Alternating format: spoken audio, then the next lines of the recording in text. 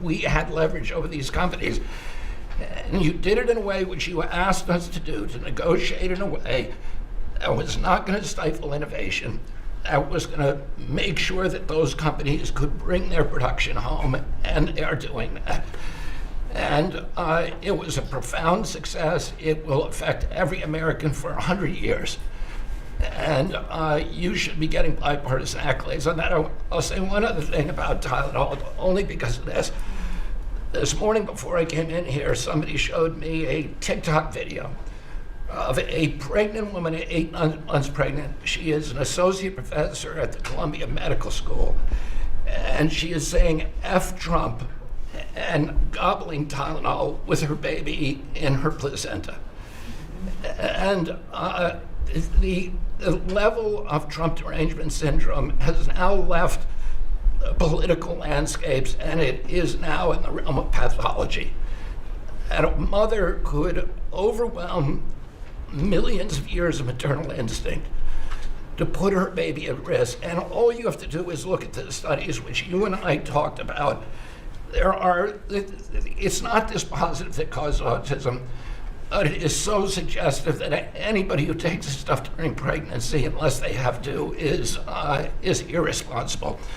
There are 15 rodent studies. Every one of them shows if you give it to the mother, the babies, and particularly the male babies, have profound neurological and behavioral changes. There is a study from Johns Hopkins on cord blood where they divided women into 3 categories: those who had the least acetaminophen in their cord blood, and those who had the most. The ones with the most had 3.6 times the rate of autism in their children. The middle category had 2.2 times, so it's a dose-related response. And there are dozens of studies that show the countries that use the most have the highest level of autism. Cuba has the lowest level in the world of acetaminophen use, and it has the lowest autism rate in the world. So this is not dispositive. It is not proof. We're doing the studies to make the proof. But in the meantime, the precautionary principle should apply. And any mother who is taking this stuff during pregnancy just to get back at Donald Trump is doing something that is pathological. And we're seeing that across the board. I got a lot of other stuff to talk about, but I know we got a short time here. But thank you, Mr. President. You're making our country healthier again. Thank you, Bobby. Could you just say, for the record, state what the autism was, let's say, 20 years ago and what it is today? In 1970, the largest epidemiological study in history was performed. 900,000 kids were looked at. They were looking for autism in Wisconsin children. They looked at every child in Wisconsin who was 8 years old.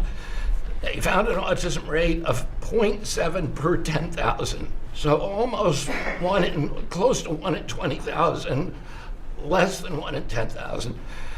Today, the autism rates are nationally 1 in 31, but it's actually much worse than that because California, which has the best collection system, reports an autism rate of 1 in every 19 children, 1 in every 12.5 boys.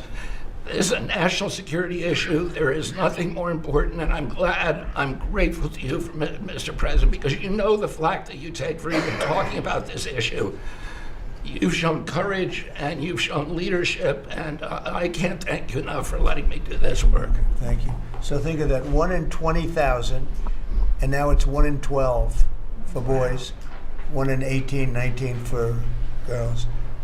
So obviously there's something that's artificially, I think, induced, something, whether it's the vaccines in terms of these massive vaccines that are twice the size of a jar like that, of a glass of water like that, I mean, into a baby's body. And I've suggested get them in doses, get them in, maybe 20%, 30%, but smaller, not such a big. I think, that. Then we had certain recommendations, the MMR, take them separately. The measles is already separate now, and it works out much better, but there doesn't seem to be any impact if you take it separately. If you take it as a combination, it's not so great. And some other things, but I would say don't take Tylenol if you're pregnant, and when the baby is born, don't give it Tylenol. If you can avoid it at all, just don't give it Tylenol. And I'll say this Really, also. what do you have to lose? You really don't have much to lose. Yeah, go ahead. There's also there's many other confirmation studies. There's 2 studies that show children who are circumcised early have double the rate of autism. And it's highly likely because they're given Tylenol. So, none of this is dispositive, but all of it is stuff that we should be paying attention to.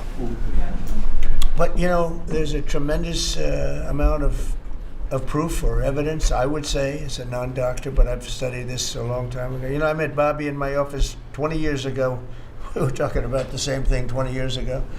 And I was a real estate developer. It bothered me that it seemed to be getting worse, but it's so bad now when you hear these numbers. It's not even really sustainable.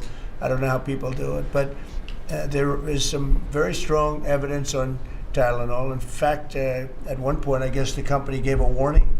They gave. They still don't recommend it during pregnancy. That's the weird thing. They're not recommending it, and that's the company itself. So just don't take it. Don't take it. If you're a woman, don't take it, and don't give it to the baby when the baby's born, and I think that's going to have an impact. But I'd also get the shots in smaller doses. And, there are a few things, we gave a few things that just seemed to be, and I think you'd get that number way back up. Think of it. You have 1 in 20,000, and now it's not even believable when you think the 20,000 drops to 12 children. So that's induced by something that's given or taken, and it should be able to be stopped. And you were talking about the Pennsylvania Dutch, you were talking about the Amish, where they don't take any of this stuff, and they have virtually none, right? They have no autism. So we're doing something very bad. Somebody's been given some bad things. Other countries, by the way, we have 82 vaccines that we give simultaneously. And I'm a vaccine believer, by the way. I believe in the polio vaccine. I believe in a lot of vaccines.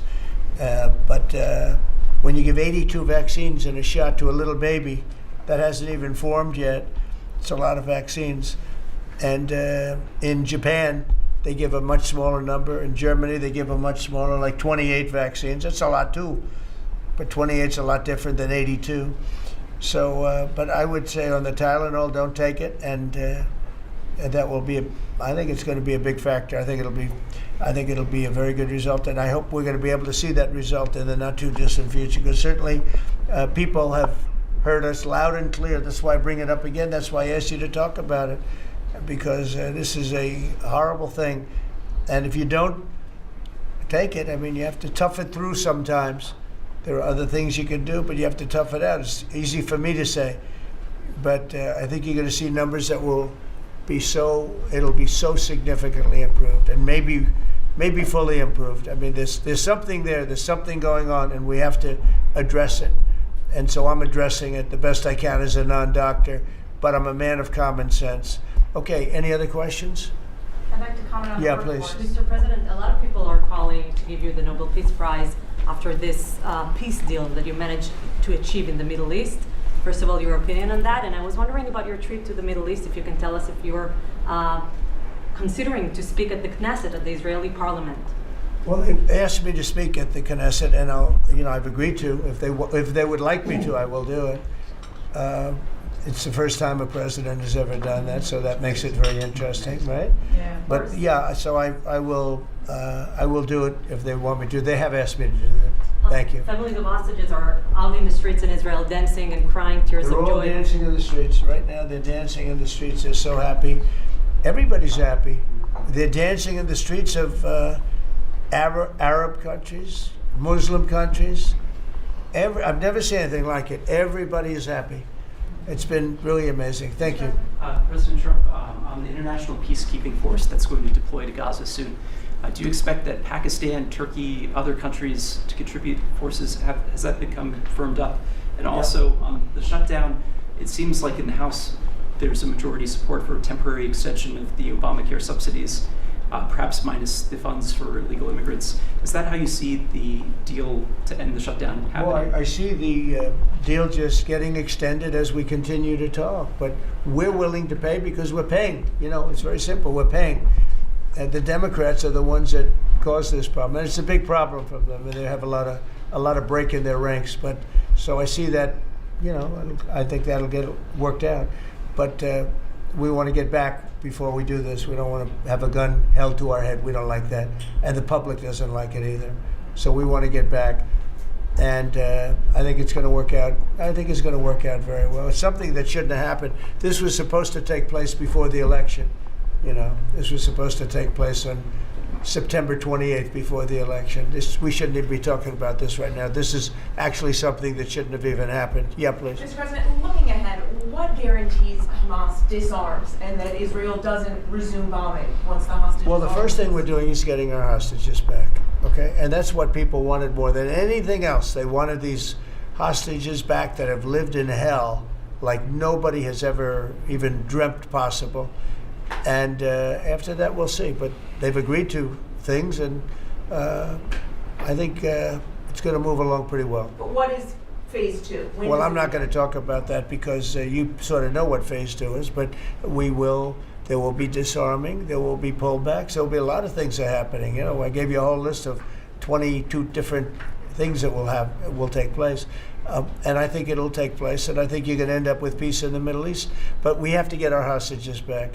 And we weren't going to do it at the end. We're going to do it at the beginning. We said we want them at the beginning. We're not doing it. We got the hostages back. We did, as a group, with Steve and Jared and Marco and me and all of us. We got the hostages back. We got many of them back. Many, unfortunately, were dead. But we got many back that are now living with their families, with their parents in many cases, and with their husbands, families, wives. Many of them, they celebrate all over. They're the ones that are celebrating the loudest. They're all over. There are a lot of them that we got out. But the last 20, and I always said the last ones are going to be the most difficult. But it's been a very big deal getting the hostages out. But the rest is going to take place too. And can you promise Palestinians they will be able to stay? Well, they know exactly what we're doing. We're going to create something where people can live. You can't live right now in Gaza. The place it's a horrible situation. Nobody's ever seen anything like it. So yeah, we're going to create better conditions for people. Yeah, please. Mr. President, excuse me, what kind of security guarantees is the United States going to make for Gaza? Well, we're going to work with very wealthy countries that love people, frankly. I know them very well. They love people, but they love Arab people, and they love Muslims, and they love, I think right now they love everybody, and they're immensely wealthy, and they're going to be involved in putting up money, and for them it's a small amount of money. For somebody else it's a large amount of money, but these are the wealthiest countries in the world, and they'll be very much involved in making it as good as possible. And what's your take now on a two-state solution, sir? Just to follow up on that. On what? What is your view now on a two-state solution today? I don't have a view. I'm going to go with what they agree to. Mr. President, given that there are some health provisions for Israel in this agreement, are you at all concerned that Bibi Netanyahu may not continue in his post and be deposed? That Bibi may go a little bit out of whack. That he may no longer be Prime Minister? Look, that's politics. It could be. I don't know. I think he's very popular right now. He's much more popular today than he was 5 days ago, I can tell you that. Right now, I think maybe people shouldn't run against him. 5 days ago, it might not have been a bad idea. No, Bibi's this has been a very good thing. I don't think he did it for that reason, okay? But I think just looking as an analyst would look at this, I think Bibi should be very popular right now. Yeah, please. What will happen if Hamas says that it cannot locate or was not able to find all of the deceased hostages' bodies within the time? Well, we'll have to see. I think that's going to be, it's largely been answered. We know where most of them are.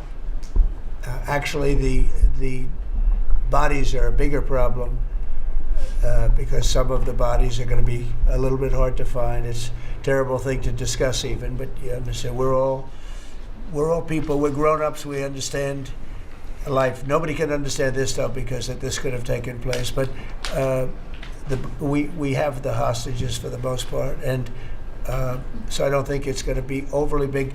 The situation with the bodies, they say 28.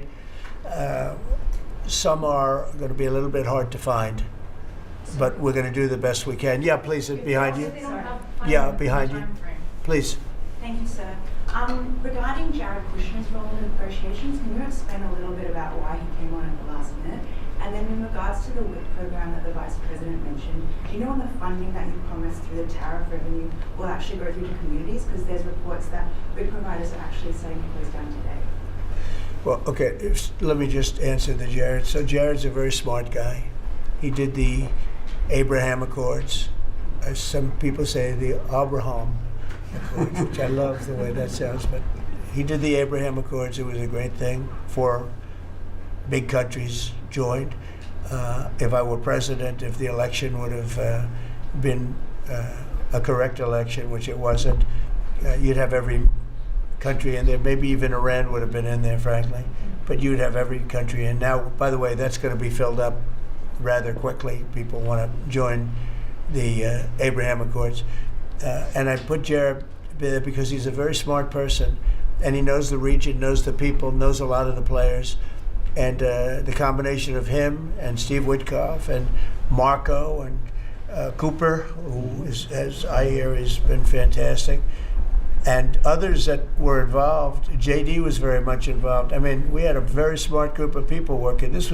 We had a lot of different players, different countries, and very diverse countries, very different from each other. They had certain things in common, but they had a lot of things, mostly things that were not at all common to their countries. So we had a very smart group of people. These are high IQ people. Okay, I talk about how many low IQ people we have in our government.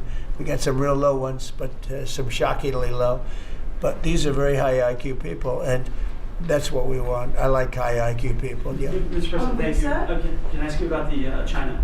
You're meeting with President Xi. The Chinese have now set to put in new export controls on rare earth minerals, and they've stopped buying soybeans from the U.S. What do you hope to get out of that meeting now with President Xi? Well, we'll see. I mean, I just heard this a little while ago before we came in, so I haven't been briefed on it. The export. I mean, look, we have the ultimate export. We have import, and we have export. We import from China massive amounts, and maybe we'll have to stop doing that. But I don't know exactly what it is. Neither do you. Neither does anybody. It's a little bit soon. I just heard about it. So Scott and Howard will figure that out, and I'm sure we'll be able to handle it. Can I ask you about the soybeans? What is the plan? A famous Viking explorer who discovered the coast of Newfoundland over a millennium ago. This is a hugely important holiday, particularly to Scandinavian Americans who celebrate his legacy as a great explorer, as a devout Christian, and really just a fascinating individual in the history of our continent. Sweden and various other countries. We have a lot of people from Sweden, a lot of Scandinavians. This is very important for Scandinavians, and it's a great honor. Okay, and now you have another one that's this is like I think very non-controversial, frankly, but some people would say it's controversial. Go ahead. This is like Explorer Day for you, sir. Today we have your Columbus Day proclamation for Monday, which we're signing a bit early. Christopher Columbus obviously discovered the New World in 1492. He was a great Italian explorer.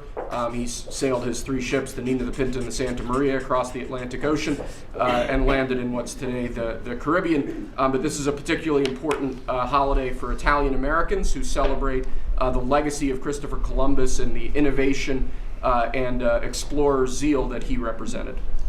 In other words, we're calling it Columbus Day. Okay. Yes.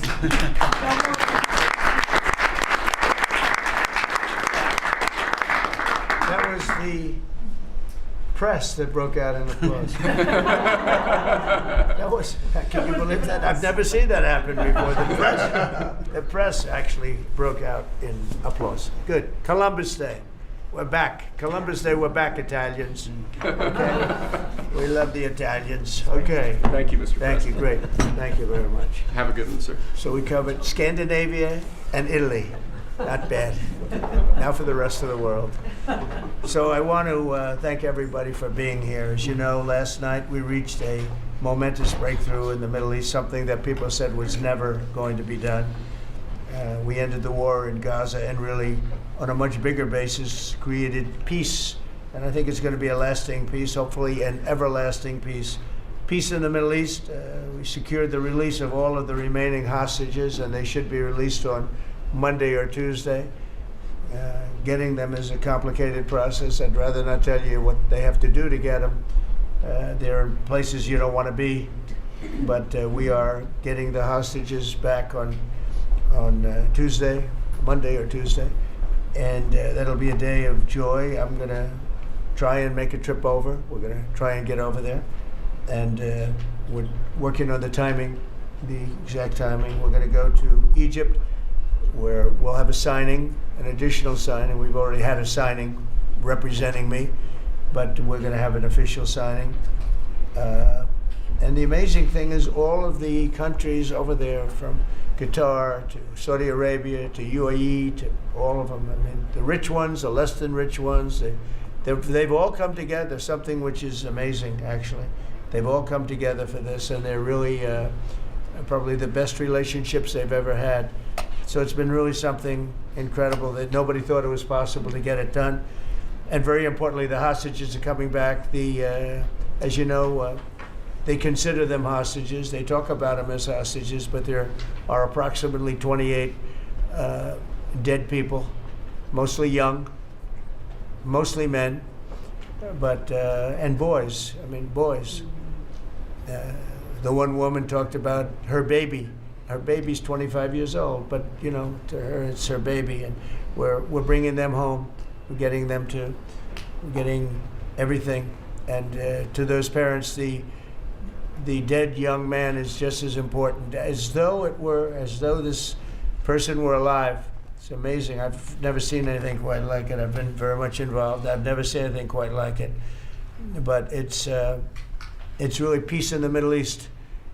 And you remember October 7th was terrible, but also from the Hamas standpoint, they probably lost 70,000 people. That's big retribution. That's big retribution. But at some point, that whole thing has to stop, and we're going to see to it. Gaza is going to be slowly redone. You have tremendous wealth in that part of the world by certain countries, and just a small part of that, what they make will do wonders for Gaza.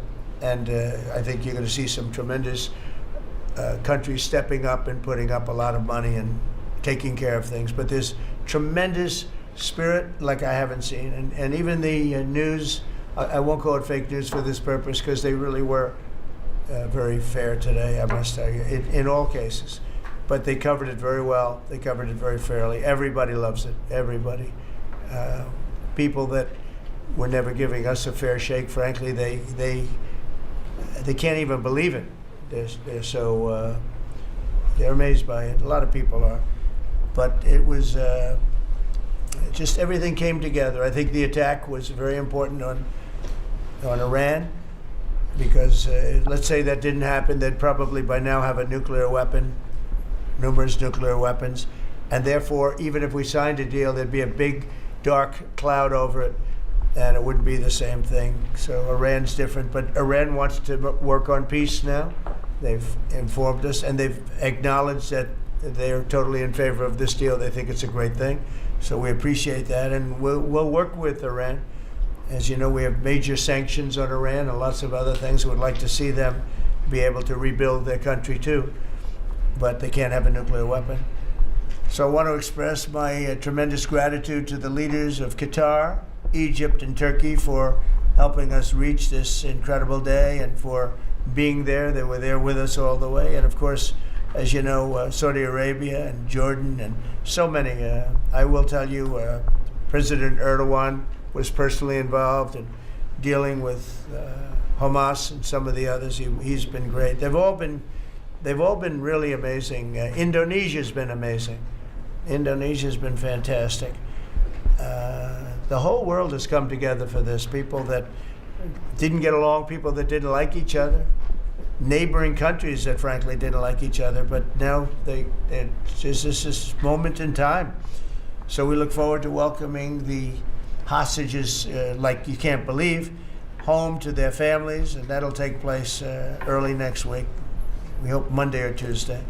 And all Americans should be proud of the role that our country has played in bringing this terrible conflict to an end. And I want to thank, some of the people. JD, you were fantastic, and Pete, you were great. Marco was fantastic. Some of you were very much involved. I'm looking around. So indirectly, I think almost everybody in this room was involved. Susie, I want to thank you very much. You were incredible. You've done an incredible job. So, and yes, John, what you've done was invaluable. CIA, John Radcliffe, and he's done an incredible job. So I want to thank you all, and if I'm missing anybody, I apologize, but you've been amazing. And then you have Steve Witkoff, who worked so hard. And you remember we settled 7, this is number 8, we settled 7 wars, or major conflicts, but wars. And this is number 8. And the one that I thought would be maybe the quickest of all would be Russia-Ukraine, and I think that's going to happen too. But in the meantime, they're losing about 7,000 people a week, and that seems pretty bad. They're losing mostly soldiers, young soldiers. They go out to war, and they're getting killed. And while it doesn't affect us in a lot of ways, we've got a big ocean in between, you don't want to see that happen. It was a big mistake. That war should have never happened. It would have never happened if I were president. So we're here this morning for a cabinet meeting as my administration continues to deliver for the American people, despite the radical left lunatics that shut down our government. You have Democrats that they've lost their way. They have no leadership. We don't even know who to deal with over there. At least they know who to deal with. We have no idea who we're dealing with over there. It's like they have no idea what they're doing. Republicans have voted repeatedly to pass a clean, nonpartisan bill to reopen government at the same funding levels. We're not going to do anything only good for health care. We're really, I think, become the party of good health care. And they keep using health care as a cudgel. They want to try and get everyone thinking about health care. We're the ones that are saving health care. In fact, one of the things we're doing is we're going to be reducing the cost of medicines by 100%, 200, 300, 500%, and even more than that, because as you know, we're in the process of favored nations right now. We've exercised a clause because we were subsidizing the entire world. The entire world pays a fraction of what the United States has been paying. And we've already, numerous Pfizer and other companies have already signed, and other countries are a bigger problem because they've been getting a subsidized rate. We've been paying for years. This has gone on for 30 years. We've been reducing the rate of drugs for other countries because we've been paying much more than we're supposed to. And they used all sorts of ideas like research and development. I said, what about Germany? What about these other countries? Aren't they paying? No, we have to pay research and development. It was all nonsense, and I couldn't listen to it anymore. So it's a very radical, big, tough shift. Very tough. We got a lot of things going on there. But, you probably heard me say this in my first term, I think it was my 3rd year, we reduced drugs from the beginning of the year to the end of the year. And I was so proud of it.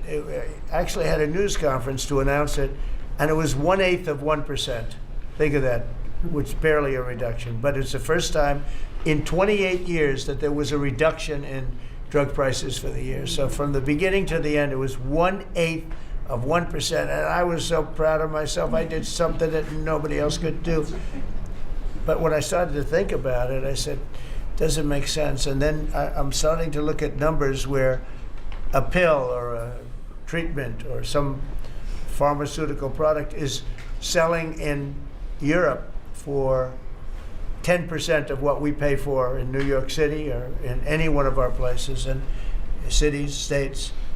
And then I see people leaving for other countries to go buy their pharmaceuticals, where they make journeys to various other countries, including Europe, where they got the best bargains of all. And I put an end to it. It's over. And now we're, in major, I guess, disputes, but we're winning the disputes by a lot. With the countries, a couple of countries said, we won't do this. I said, well, it's unfair that we're paying 10%, and you're paying just a fraction of what we're paying for the same product made in the same plant. And they said, well, we're not going to do it. I said, that's okay. You don't have to do it, but I'm going to put a tariff of 9% or 7% or whatever the amount of money is, and I'm going to put a tariff on your country for the amount of money that you're taking advantage of us for. No, you can't. I said, yeah, I can do that. I'm going to do that. And they would immediately agree. And I'd make the tariff substantially more than the number we're talking about. And they would immediately agree. So we have the consent, I think, Bobby, of every country, essentially. They know that if they don't do it, we're going to put a tariff on for double the price, and then they're going to do it. So we never had that before. You never had anybody in here that knew what the hell they were doing, I'll be honest. It really makes me angry, because for years and years, and this started many years ago, and basically we subsidize the world. So this is going to have a huge positive impact on Medicare, Medicaid, even Social Security. But anything where there's pharmaceuticals, drugs involved, it's going to have a tremendous impact. So we're going to get drug reductions of 100%. I told you 1/8 of 1% that I was proud of myself. Now you're going to get 100%, 150%, 200, 300, 400, 500%. You're going to get the biggest drug reductions that you've ever seen. And they're already, I guess they're starting to kick in, but we've made deals with numerous companies and we're going for the full bore. We want whatever the price is. So that would mean that the world price, because the world is bigger than the United States, a lot more people, but the world price will go up a little bit and our price will come down a lot. So if a pill sells for $10 in London and $100 here, the pill will go to $20 in London and $20 for us. It's pretty simple. And that is a number that nobody can even fathom. It's a little like tariffs. Nobody knew how big they were. Nobody knew until they started seeing the trillions of dollars that have come in. I don't know why they didn't understand it. It's something they should have understood. We were taken advantage of for years with tariffs, and now I don't want to say we're taking advantage, but we've become a very strong country because of the money that's coming in. Republicans have voted repeatedly to pass a clean, nonpartisan bill to reopen our government, and remember, at the same funding levels both parties have supported in the past. So the radical Democrats have chosen to put the economy of our country. We have the best economy we've ever had. We had the best economy in my first term, but we have an economy that's blowing it away. And we have the Democrats that are trying to obstruct. They don't want to have a good economy. I don't think they want to have a good country. That's why they try and stop our law enforcement from doing what we did in Washington, D.C. Washington, D.C., we have a great, safe, beautiful capital right now. Beautiful. It's so safe. You can walk down the street. Numerous people standing before me were mugged. And you're not going to get mugged anymore. We have a safe capital, one of the safest. We took it from one of the most unsafe places to one of the most safe places in the country. And we also beautified it, and we're in the process of doing even more so. So we're very proud of our capital again. We were embarrassed by our capital. A lot of people being killed that come from Iowa, Indiana, Florida, that come up and they end up getting shot. They're not getting shot. We moved out 1,700 people approximately, right? Approximately 1,700 hardened criminals, career criminals. They moved them out. So Chuck Schumer and Hakeem Jeffries and the congressional Democrats are holding the entire federal government hostage. I will tell you, a lot of Democrats want to get this thing open too. They do. They're calling us, and they just want to get it open. And all we're doing is saying, just play the same thing until we get it straight. And they don't know how to go about it. I mean, and the problem is we really don't know who the hell is leading the Democrats. You have this AOC. I don't know her at all, but I watched her the other day. She said, well, if they want, they could come to my office. That's not leadership, you know. The only one that challenged her actually was Nancy Pelosi. And Nancy's not looking too good. I don't know what happened to Nancy, but she's not looking great. but she was the only one. I give her credit. She was the only one that challenged her. But AOC said that they can come to her office and negotiate, the Republicans, and we're saying, oh, I didn't know she was in leadership, but she's taking Hakeem Jeffries' place, and Schumer's afraid that she's going to run against him. And right now, I don't know. It can change. Life is crazy, right? But right now, he can't beat. I don't think he can beat anybody. So he'll lose in a primary. I would say he'll retire before he loses in a primary. So I think Schumer's going to retire because he can't beat anybody. His polls are so bad. Meanwhile, the Democrat shutdown is causing pain and suffering for hardworking Americans, including our military, our air traffic controllers, and impoverished mothers, people with young children, people that have to live not the greatest of lives. But we're doing so many tax cuts. We've cut their taxes. The great big beautiful bill, we've cut their taxes at levels that nobody's ever seen. I mean, no tax on tips, no tax on Social Security, no tax on overtime. It's been a great thing for a lot of people. They're doing great. Despite all of the damage that it's caused, the shutdown has been, pretty damaging. I mean, it's not yet because it's early, but it gets a little bit worse as it goes along. And we'll be making cuts that will be permanent. And we're only going to cut Democrat programs. I hate to tell you. I guess that makes sense. But we're only cutting Democrat programs. But we're going to start that. And we have Russell can talk to you about it if he wants to. But we'll be cutting some very popular Democrat programs that aren't popular with Republicans, frankly, because that's the way it works. They wanted to do this. So we'll give them a little taste of their own medicine. But Chuck Schumer proclaimed this morning that every day gets better for them. No, every day it's actually getting worse for them. And they're having a rebellion in the Democrat Party because they want to stop. And if you saw all of Schumer's, I watched last night like 10 different times over the years, he said, you can't shut down government, you can't shut down. And now he's the one that shut it down. So this is a confession that he's acting not to serve the people, but to serve the partisan interests of his party. And I don't think he's serving them well because they're way down. Look, they just lost an election in a landslide. It was interesting. I watched Kamala. It was a sad figure. I watched her the other day saying the election was very close. I said, no, the election was a landslide. We won the popular vote by millions. We won the Electoral College by, I think, 312 or 315 to 220 something. But there's another one that we won that's why when you see the maps are completely red. It's counties. The counties, we won at 2,505 to 525. So 2,500 to 525. That's called one of the greatest, biggest landslides in history. And that's one that people are using now as a primary. But literally, when you see it colored in, the entire country is red representing Republicans. So, they go around, they just lie. And everything's a big lie with them. Well, the other side, and the other thing I don't understand is, Christie, I looked at crime numbers in Chicago. They're through the roof. And I have a governor who stands up every day and tells us how wonderful Chicago is. Just a lie. It's like a con job. It's like Gavin Newsom. He says how well he's doing in California, and they're doing terribly. Population's getting smaller. People are leaving. And other people are coming in. And, I wouldn't say it's an even trade. While the other side is focused on playing games, the Trump administration is focused on creating jobs, bringing down prices. And we've really brought them down a lot. That's the other thing. We're bringing down prices a lot.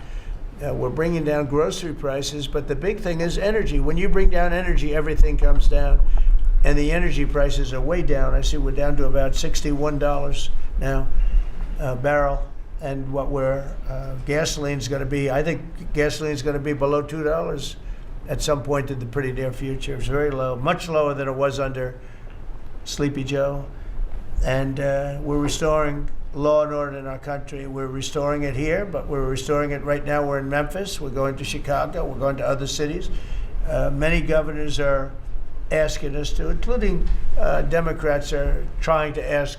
I don't know what the big problem is. If I were a Democrat governor, I'd be saying, whatever you can do to get crime down, I'll take anybody. You can bring them in I don't care who it is. A lot of people said that. They interviewed women, these beautiful women in Chicago, black women with a MAGA hat, a red hat.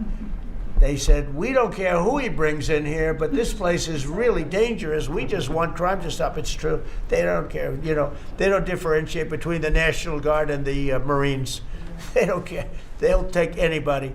And that's the way it is. I mean, they want what we did in D.C., they want to happen to them. And it's happening in Memphis already. I see in less than a week, the numbers are really good. And it'll be great, and it will fix that. We'll go to various other places, and we're going to be stopping crime in our cities, and that's a great thing, and we won't get credit for it, but it's a great thing. We've launched a historic campaign to take back our nation from the gangs and the street criminals, violent repeat offenders, illegal alien lawbreakers, domestic extremists, and savage, bloodthirsty cartels. And very little, by the way, is coming in by water, in case you haven't known. The drugs aren't coming in by water. In fact, we can't even find any boats in the water anymore. We had boats, we were like a subway train loaded up with drugs.